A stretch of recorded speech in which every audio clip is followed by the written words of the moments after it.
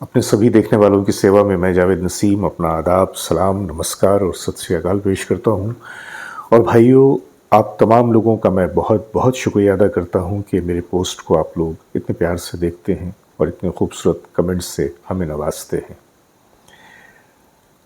जो हमारे well wishers हैं, जो हमें पसंद करने वाले लोग हैं, उनकी तादाद तो हज़ारों में है, लेकिन उनमें हमारे कुछ दोस्त ऐसे भी हैं कि जिन्हें न जाने किस बात की पुरख्वाहिश है, किस बात की तकलीफ़ है कि बड़े अजीब अजीब से कमेंट करते हैं। जिसमें हमारा एक दोस्त है आसिफ नरपली, इनके कमेंट्स को आप देखेंगे तो मज़ा आ जाएगा। एक और साहब हैं शशिकांत मजुमदार जी, वो भी बड़े अजीब व गरीब कमेंट करते हैं। मैंने बार बार कहा है कि अगर मेरे वीडियोस से आप लोगों को तकलीफ़ होती है तो आप मेरे वीडियो न देखा करें। क्यों अपनी एनर्जी बर्बाद करते हैं या अपने अंदर क्यों एक नेगेटिविटी को आप जन्म देते हैं? बेहतर है ना कि हम उस रास्ते से ही दूर रहें जो कि रास्ता मुझे पसंद नहीं है। तो बहरहाल एक ही बात कहूँगा कि मैं अपनी बात नहीं करता, मैं किसी और की बात नहीं करता, मैं एक ऐसे शख्स की बात करता हूँ कि जो शख्स इंसान के रूप में एक फरिश्ता सिफत इंसान था, जिनकी हम जितनी भी तारीफ करें कम है। और वो शख्स एक तरह से देखा जाए तो ज़िंदगी गुजारने का तरीक़ा सिखा गया, लोगों को खुशियाँ दे गया, लोगों के दरमियान मोहब्बतें पैदा कर गया। तो जाहिर सी बात है कि अगर एक इतना भला मानुस अगर उसके बारे में बात की जाए और लोगों को बुरा लगे तो फिर तो ये लोग अपने ज़र्फ़ का इजहार करते हैं। चलिए कोई बात नहीं, आज मैं एक तरह की जो एक रिपोर्ट पेश करूंगा। मैं वीडियो तो मैं इसे क्या कहूँ, एक रिपोर्ट पेश करूंगा जो कि बहुत बड़े हमारे सिविलियन अवार्ड, बल्कि सबसे हाईएस्ट लेवल के सिविलियन अवार्ड भारत रत्न से ताल्लुक़ रखता है। तो बने रहिए हमारे साथ और देखते रहिए अपन मनपसंद चैनल सिनेमाया। आइए चलते हैं आज की गुफ्तगू की तरफ।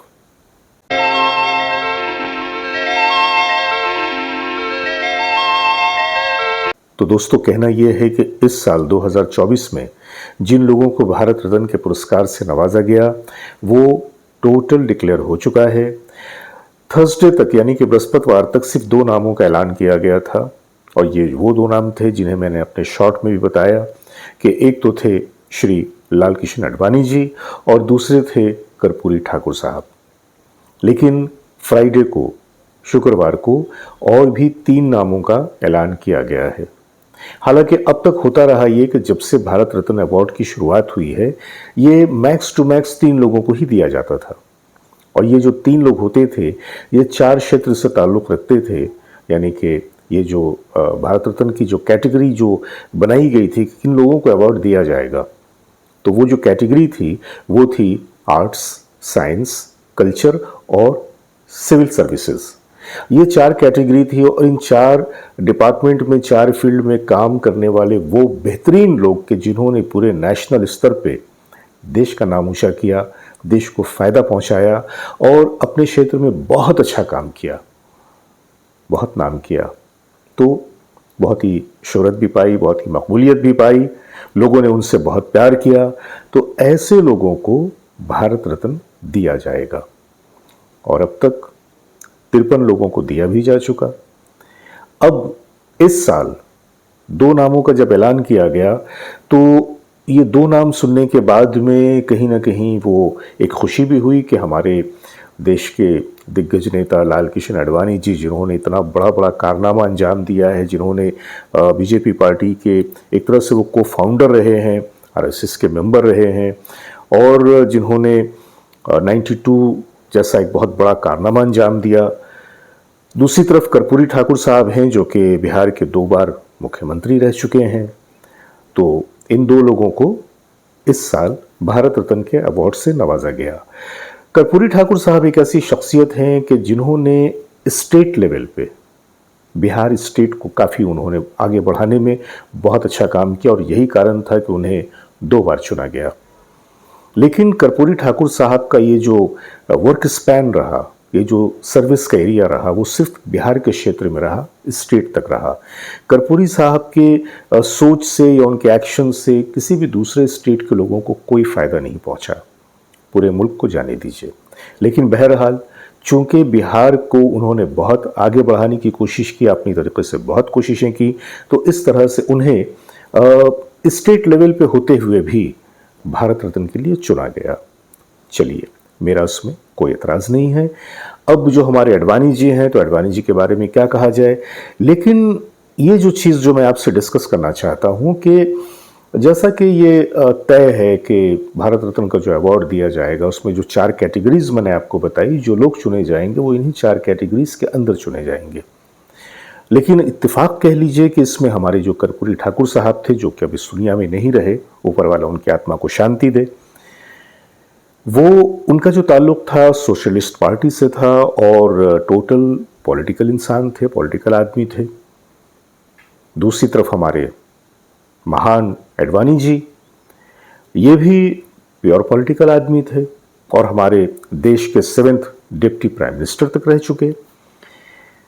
अब हैरत मुझे उस वक्त हुई, क्योंकि ये जो भारत रत्न का जो अवार्ड होता है, इसे पीएम साहब रेफर करते हैं, जिसे राष्ट्रपति अप्रूव करते हैं। तो पीएम साहब अपनी तरफ से जिन नामों को रेफर कर देते हैं, उन्हें राष्ट्रपति अप्रूव करते हुए उन लोगों को भारत रत्न के अवार्ड से नवाजा जाता है। ठीक है।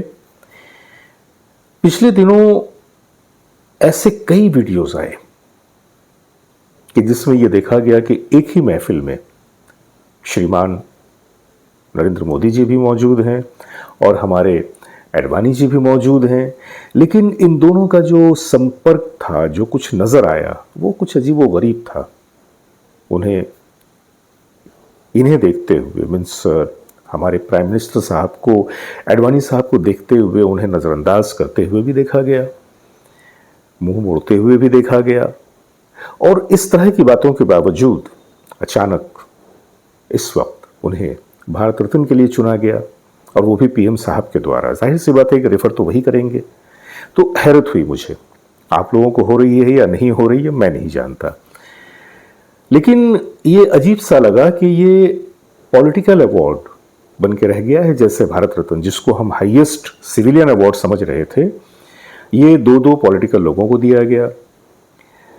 हम लोग काफ़ी दिनों से इस बात की गुहार लगा रहे थे, बहुत ज़्यादा कोशिशें कर रहे थे, मन्नतें कर रहे थे कि रफ़ी साहब के 100वीं सालगिरह पे उन्हें भारत रत्न पुरस्कार से नवाजा जाए।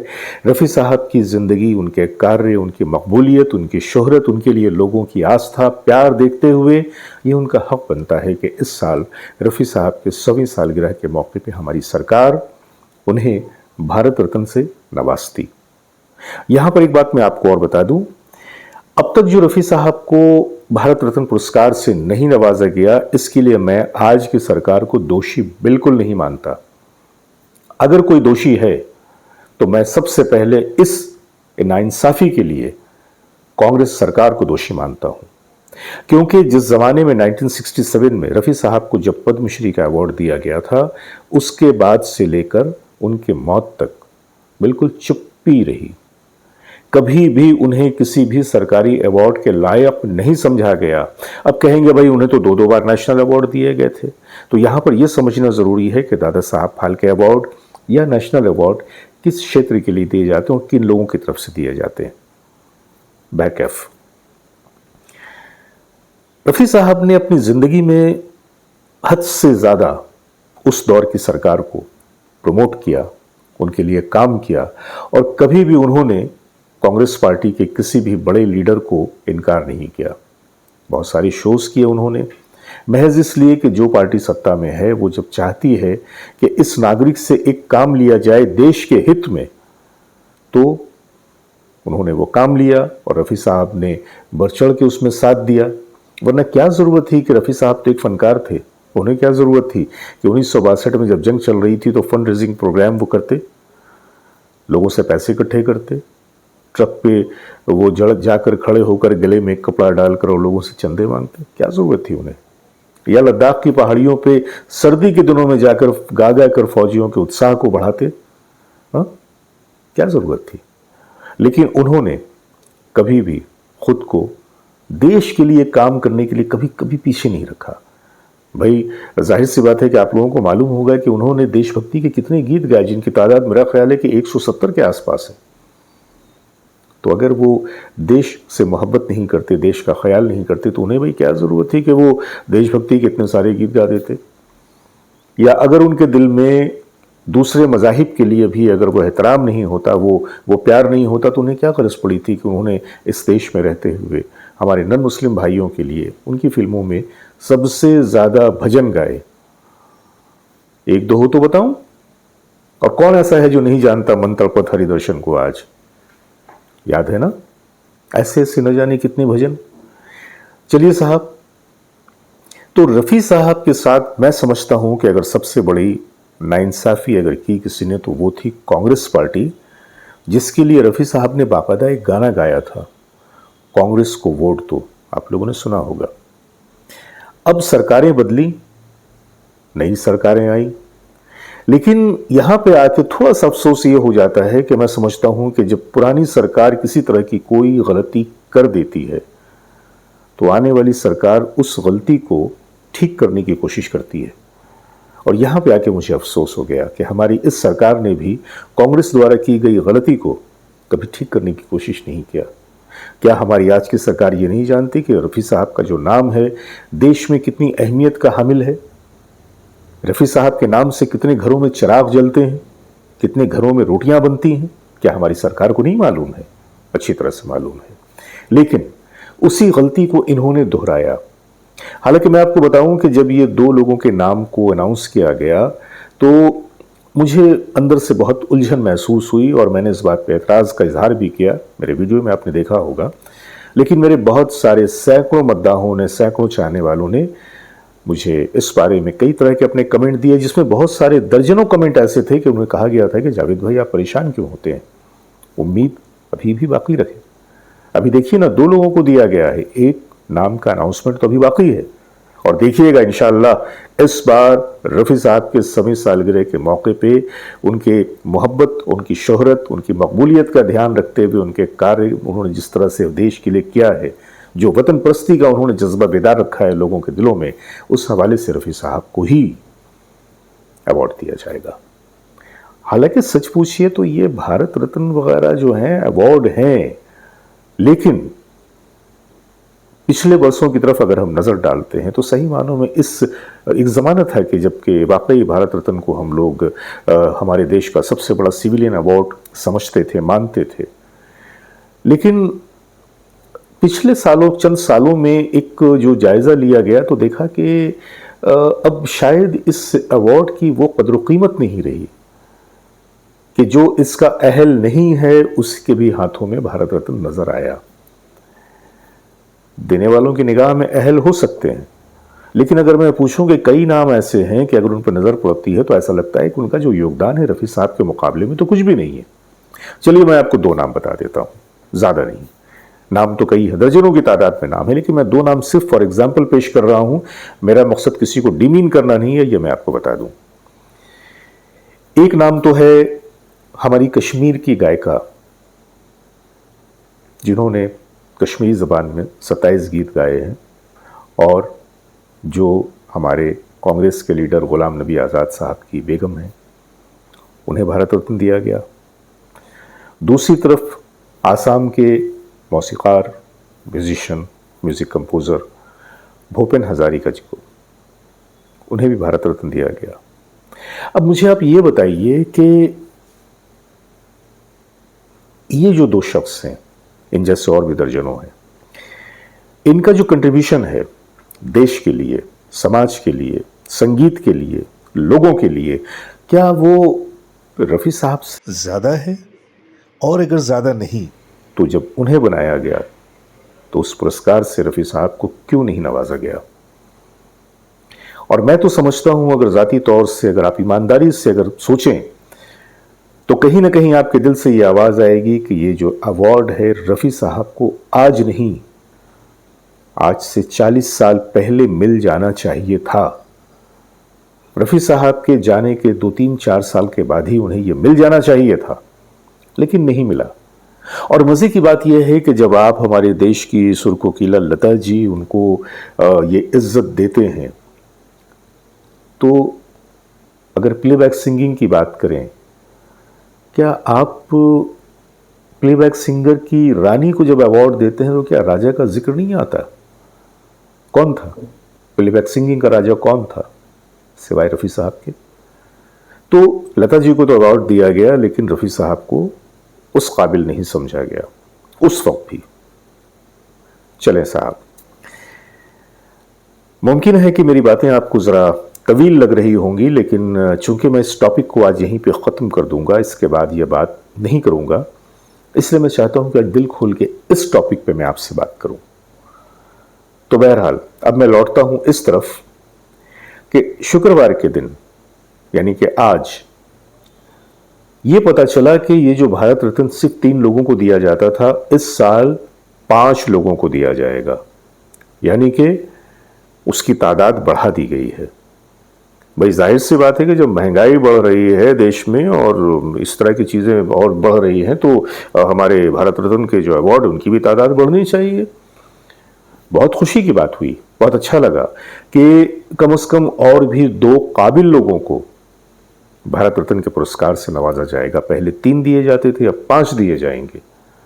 तो जब 3 नामों का ये हुआ कि भाई 3 लोगों को और दिया जाएगा, तो अंदर से बहुत खुशी का एहसास जागा कि शायद अब गलती की तसीह होने जा रही है। शायद अब जिस चीज़ का हम इंतज़ार कर रहे थे, जिस चीज़ का हम मुतालबा कर रहे थे, अब वो फाइनली होने वाला है। लेकिन बस वही जो मैंने पिछले वीडियो में एक शेर कहा था कि तेरी एक निगाह के साथ ही मेरे सब इरादे बदल गए।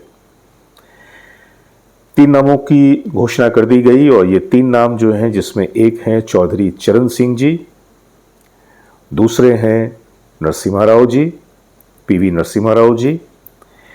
ये दोनों जिनका ताल्लुक पॉलिटिक्स से रहा, हमारे देश के प्राइम मिनिस्टर रहे।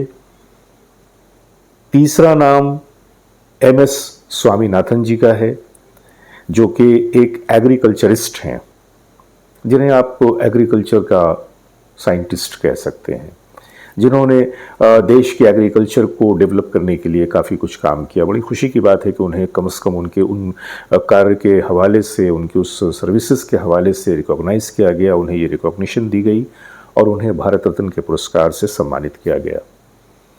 लेकिन यहाँ पे मेरे दिमाग में एक सवाल पैदा हुआ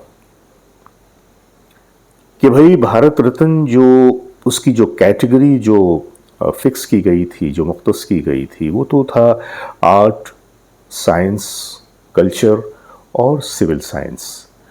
तो अब इसमें एक तो कैटेगरी का और इजाफा कर दिया गया कि इसमें वो पॉलिटिकल रंग एक दे दिया गया कि तमाम सियासी लोगों को दिया गया। तमाम सियासी लोगों को जब ये अवार्ड दिया गया, तो कहीं ना कहीं दिमाग में एक सवाल तो पैदा हो जाता है कि ये जो सिविलियन अवार्ड था, ये इस पे क्या अब सियासी रंग चढ़ चुका है, या कि ये जो अवार्ड दिए गए इसके पीछे भी कोई सियासी एजेंडा है? ये सवाल तो लोगों के दिमाग में उठा है।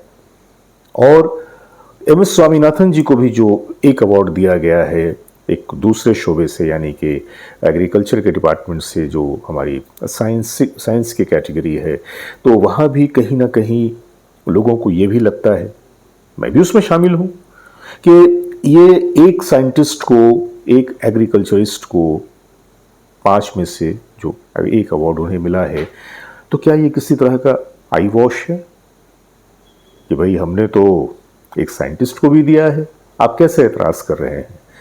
लेकिन कुछ कहने का, एतराज़ करने का वो वक्त नहीं है, क्योंकि 5 के 5 नाम घोषित हो चुके हैं। भारत रत्न के 2024 के लिए जो 5 नाम हैं, मैं फिर से आपको एक बार बता दूं कि ये हैं लाल कृष्ण आडवाणी जी, कर्पूरी ठाकुर जी, चौधरी चरण सिंह जी, पीवी नरसिम्हा राव जी और MS स्वामीनाथन जी। तो ये हैं हमारे आज के भारत रत्न पुरस्कार से नवाजे जाने वाले वो महान व्यक्ति, जिनको मैं अपनी तरफ से भी मुबारकबाद पेश करता हूं, जो हैं उन्हें, जो नहीं हैं उनके घर वालों को, उनके चाहने वालों को, क्योंकि उनमें से किसी के साथ हमारी कोई ज़ाती अदावत तो है ही नहीं। जाहिर सी बात है कि हमारे देश के ये महान लोग हैं, मैं उनकी कद्र करता हूं, लेकिन जो एतराज़ है वो एतराज़ वाली बात पे है। खैर, तो अब जबकि हमारे देश के भारत रत्न जो हैं उनका वो ऐलान हो चुका है, तो अब कोई बात नहीं रह जाती है कि हम फिर ये बात करें कि भाई हम जिस बात के लिए आवाज़ें उठा रहे थे, मुतालबा कर रहे थे या मन्नत समाजत कर रहे थे, मैंने तो हाथ तक जोड़े अपने वीडियो में। मैंने तो यहाँ तक कहा कि इतने सारे चाहने वाले, देखिए रफ़ी साहब की शख्सियत एक ऐसी शख्सियत थी जो हर तरह की कम्युनलिज्म से पाक थी, जिसके चाहने वाले हर मज़हब के लोग हैं। हम जब एक किसी ऑडिटोरियम में जाते हैं और मेरी निगाह जब जाती है आखिरी सीट तक, तो मैं देखता हूँ कि वहाँ पे हिंदू, मुस्लिम, सिख, ईसाई, जैनी और पता नहीं किस किस कास्ट के लोग मौजूद होते हैं। और वो सारे के सारे लोग बड़ी मोहब्बत के साथ रफ़ी साहब की बातें सुनते हैं, उनके नगमे सुनते हैं, और चाहे आपस में एक दूसरे के खून के प्यासे क्यों ना हो, धर्म के नाम पे, क्योंकि आजकल तो हमारे यहाँ तो बस धर्म की ही राजनीति चल रही है। और पिछले चंद सालों के अंदर तो एक बहुत अजीब सी फिजा पैदा कर दी गई है, नफरतों की ऐसी प्रोजेक्शन की गई है कि जिसके बारे में कुछ कहना मेरे ख्याल से वक्त की बर्बादी होगी, सब जानते हैं इस बात को। लेकिन उसके बावजूद जब रफ़ी साहब की मोहब्बत की बात आती है तो सारे लोग एक जैसे हो जाते हैं। ना कोई हिंदू रहता है, ना कोई मुसलमान होता है, ना कोई ईसाई होता है, ना कोई जैनी होता है, सारे के सारे लोग बन जाते हैं रफ़ियन। और ये एक रफ़ियन की कम्युनिटी बनती है, और ये कम्युनिटी एक ऐसी कम्युनिटी बन जाती है जो सिर्फ लोगों में मोहब्बतें बांटती है, मोहब्बत का प्रचार करती है। और उसके पीर थे, उसके मीरे कारवां थे मोहम्मद रफ़ी साहब। लेकिन इन तमाम चीज़ों को यकसर भुला दिया गया, नाकार दिया गया। ऐसा लगता है कि रफ़ी साहब एग्जिस्ट ही नहीं करते। हालांकि रफ़ी साहब की शख्सियत एक ऐसी शख्सियत है कि जिनके जादू से तो भाई हमारे पीएम साहब भी नहीं बच सके। यहाँ तक अभी हालिया होने वाले संसद में के एक सेशन में हमारे पीएम साहब ने अपनी बात में दौरान गुफ्तगू रफ़ी साहब के गीत का हवाला भी दिया। तो जाहिर सी बात है कि हमारे पीएम साहब भी तो न सिर्फ है कि रफ़ी साहब से वाकिफ़ हैं, बल्कि रफ़ी साहब के उस जादू से भी वाकिफ़ हैं, वरना वो गाने की लाइन उनकी ज़ुबान पे कैसे आती। आइए मैं आप लोगों के लिए वो छोटी सी लाइन, वो छोटा सा टुकड़ा पेश कर रहा हूँ, फिर उसके बाद आज की गुफ्तगू को ख़त्म करूँगा। और मुझे लगता है कि उस दिन खरगे जी ने सिनेमा का एक गाना सुना होगा, ऐसा मौका फिर कहाँ मिलेगा, ऐसा मौका फिर कहाँ मिलेगा, ऐसा मौका फिर कहाँ मिलेगा। सुना आपने?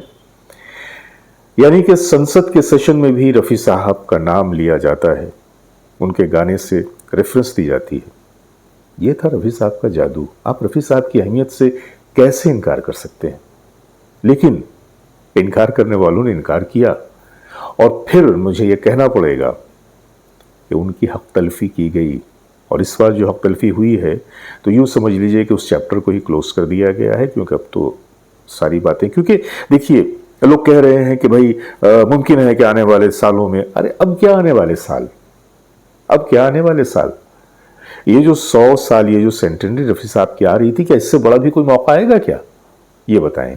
अब तो सिर्फ साल गुजरेंगे, और अब हर चीज़ को महसूस करने का एक वक्त होता है, एक टाइम फ्रेम होता है।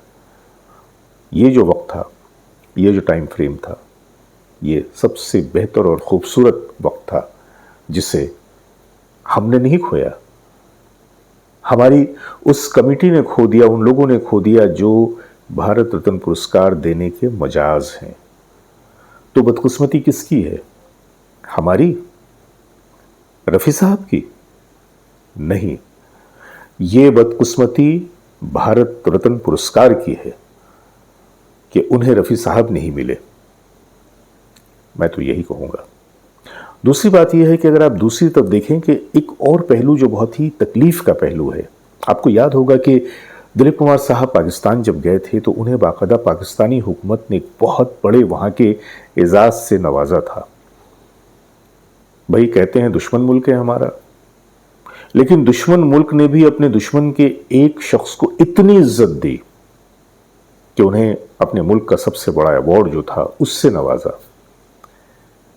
क्या ये सीख काफी नहीं है कि हमारी कदर तो भाई बाहर वाले करते हैं, जिनसे हमारे राब्ते सही नहीं है वो भी करते हैं, वो भी हमें सम्मानित करते हैं, वो भी हमें इज्जत देते हैं, और एक हम हैं कि अपने देश में बैठे हुए ऐसे लोगों को इज्जत नहीं दे पाते, उनकी कदर नहीं कर पाते। मुमकिन है कि आप लोगों को इस बात पे हैरत नहीं होती, मुझे तो हैरत भी होती है, अफसोस भी होता है, और उन अंधे लोगों की अक्ल पे रोना भी आता है कि जो हीरे को पहचान नहीं सकते। हीरे की चमक से पूरे लोग, दुनिया रोशन है, संगीत का ये जगत रोशन है, उनके भी घर रोशन है। क्या उनके घरों में रफी साहब के गाने नहीं बजते? क्या उनके घरों में, उनके मिलने जुलने वालों में रफी साहब के चाहने वाले मौजूद नहीं है? बिल्कुल है। पर अगर मैं किसी बात को न मानना चाहूं तो किसकी ताकत है कि हमसे मनवा ले? और यही कहानी यहां पर है। बहरकैफ बहुत सारी बातें हैं, क्या क्या कहूं, क्या क्या करूं, लेकिन चलिए साहब, हमारा सिलसिला तो चलता रहेगा, हमारा आपका रिश्ता बना रहेगा। हम तो वही इस तरह की बातें और इस तरह की चीज़ें लेके आते रहेंगे, रफ़ी साहब का जिक्र करते रहेंगे, उनकी भलाइयों का भी जिक्र करेंगे, उनके काम का भी जिक्र करेंगे, और उनके साथ नाइंसाफ़ी जो होती रही है उसका भी जिक्र करेंगे, और ये जो सबसे बड़ी नाइंसाफ़ी हुई है हम तो इसका भी जिक्र करेंगे। तो बने रहिएगा इसी तरह से अपने मोहब्बतों के साथ हमारे साथ, और देखते रहिएगा अपना ये चैनल सिनेमाया। और हाँ, अपने कमेंट से हमें ज़रूर नवाजिएगा, ये बहुत ज़रूरी है, क्योंकि आपके कमेंट से हमें अंदाज़ा लगता है कि हम जो काम कर रहे हैं वो किस हद तक सही है या गलत है। और हमारे वो दोस्त जो बहुत ही जलबलाए से बैठे रहते हैं और बड़ी अजीब गरीब और अनाप शनाप कमेंट करते हैं, मैं उनसे भी कहूँगा कि यार हौसला है आप लोगों का। वाकई मैं मानता हूँ कि जहाँ पे रफ़ी साहब की महफिल सजी रहती है, जहाँ पे उनके चाहने वाले, उनके मद्दाह खूबसूरत से खूबसूरत तरीन बातें करते हैं, वहाँ पे आके जो आप लोग अपने लफ्ज़ों के तेज़ाब डालते हैं, तो ये भी बड़े कमाल की बात है। आपके भी हौसले को दाद देता हूँ। इसी तरह से आते रहिएगा, तेज़ाब के क़तरे नहीं बल्कि तेज़ाब की पूरी बोतल लेकर आते रहिए। हमारे चैनल पे आपका स्वागत होगा। हम आपके कमेंट को डिलीट नहीं करते, ये भी समझ के रखें।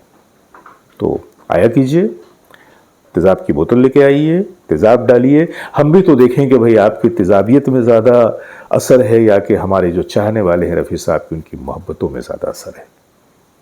तो बस आप तमाम लोगों से मैं आज के लिए विदा चाहूँगा, बहुत सारी मोहब्बतों के साथ। नमस्कार।